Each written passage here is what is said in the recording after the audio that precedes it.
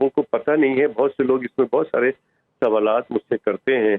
Number 1 पे पहली बात तो ये है कि नेग्लेरिया जो है ये पानी में पाया जाता है। उमूमन जो है हमारे यहाँ जो टैंक होते हैं अंडरग्राउंड या ओवरहेड टैंक या स्विमिंग पूल में या तालाब में या छोटा दरिया जो होता है उसमें पानी में ये मौजूद होता है। नेग्लेरिया एक पैरासाइट है, ये वायरस नहीं है।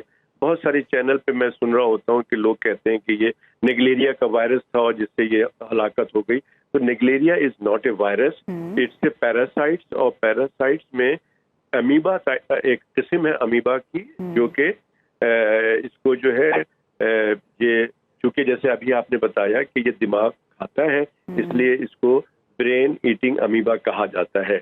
अब ये हमारे जिस्म में दाखिल कैसे होता है? ये अगर हम पानी पी लें या स्विमिंग करते हुए पानी चला जाए तो नेग्लेरिया नहीं होता है, या हमारे जिस्म से ये पैरासाइट टकरा जाए तो नहीं होता है। या लोगों का सवाल ये है कि क्या हम नेग्लेरिया के मरीज के साथ बैठ के खाना खाते हैं, उनके साथ बैठ के गुफ्तगू करते हैं, हाथ मिलाते हैं, गले मिलते हैं तो ये बीमारी लग जाती है? तो ये बिल्कुल नहीं लगती है। नेग्लेरिया का जरासीम सिर्फ और सिर्फ नाक के अंदर जो झिल्ली है तो उसके जरिए ये अंदर घुसता है और सीधा ऊपर जाता है सामने जो दिमाग का जो सामने का पोर्शन है जिसको हम फ्रंटल लोब ब्रेन कहते हैं उसको जाकर ये खाना शुरू कर देता है। तो ये इम्पोर्टेंट बात है कि सिर्फ और सिर्फ ये नाक की जो झिल्ली है उसके जरिए अंदर जाता है। अब वो ऐसे नहीं चला जाता है कि आप नहा रहे हैं, घर पे भी नहा रहे हैं तो भी जा सकता है। लेकिन होता क्या है कि हम घर पे नाक साफ कर रहे हैं, मुंह धो रहे हैं और उंगली डाल के अच्छी तरह से नाक सफाई कर रहे हैं, उसमें चांसेस है कि ये नेग्लेरिया का जो जरासीम है उसको आप पुश करें और वो इस झिल्ली के जरिए नाक की अंदर चला जाए। वो एक दफा जब चला जाता है तो तकरीबन 5, 6, 7 दिन तक वो ट्रेवल करता है दिमाग तक।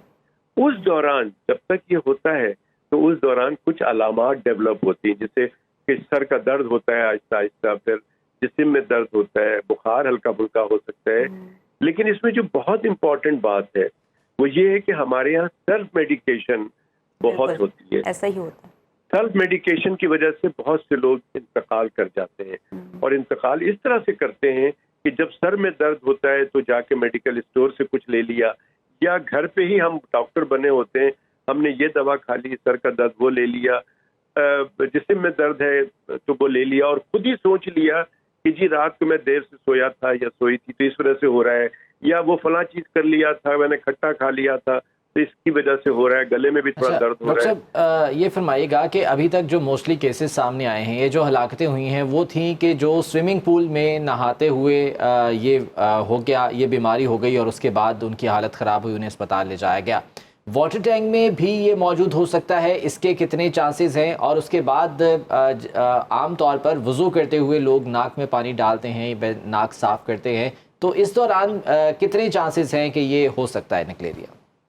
जी देखिए, मैंने जो कहा ना ये आप बिल्कुल सही कह रहे हैं। कुछ हिस्ट्री मेजॉरिटी लोगों की जो हिस्ट्री जो इंतकाल कर गए हैं उनकी तो स्विमिंग की है, लेकिन कुछ लोग ऐसे भी हैं जिनकी स्विमिंग की हिस्ट्री नहीं है और वो इंतकाल कर गए हैं। तो इसमें जो बात है वो यही है कि स्विमिंग में वो लोग इंतकाल करते हैं ज़्यादा, अगर आप हिस्ट्री लेंगे, जो डाइविंग करते हैं, जो छलांगे लगाते हैं स्विमिंग पूल के अंदर, तो प्रेशर से जब पानी नाक के अंदर जाता है प्रेशर से, तो इसमें चांसेस होते हैं कि नेग्लेरिया का जो जरासीम है वो नाक के जरिए अंदर चला जाए। इसी तरह से आपने अभी जिक्र किया कि घर पे भी जो है हम जब नाक साफ कर रहे होते हैं, जैसे आपने कहा वजू भी कर रहे होते हैं, तो बाज लोग बहुत ज्यादा सफाई पसंद हैं तो बहुत ज्यादा नाक को रगड़ते हैं या उसको सफाई करने की कोशिश करते हैं, या वजू के अलावा भी बहुत से लोग नहाने के दौरान साफ सफाई करते हैं। तो ये चांसेस होता है कि वो नाक की झिल्ली के जरिए चला जाए। तो कोशिश ये करनी चाहिए कि बहुत ज्यादा जो है वो नाक की सफाई के लिए उंगली डालकर बहुत अच्छी तरह से वो सफाई करने की जरूरत नहीं है, खासकर आजकल के दौर में।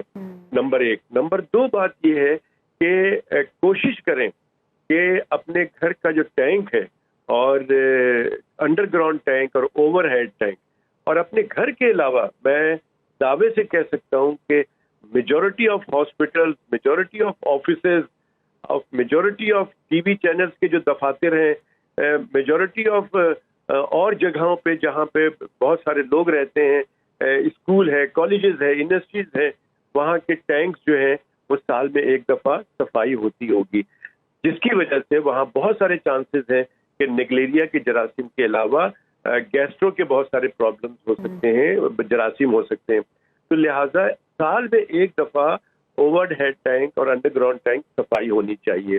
अगर अभी आप नहीं कर सकते तो कम से कम क्लोरीन के टैबलेट्स बाजार में बिकते हैं, और क्लोरीन ये जो निगलेरिया का जो जरासीम है वो सिर्फ और सिर्फ क्लोरीन के टैबलेट से इंतकाल कर जाता है। अब इसकी कैलकुलेशन ये है कि 1000 गैलन पानी अगर है आपके टैंक में तो 3 टैबलेट क्लोरीन के जो बाजार में बिकते हैं वो डाल दीजिए।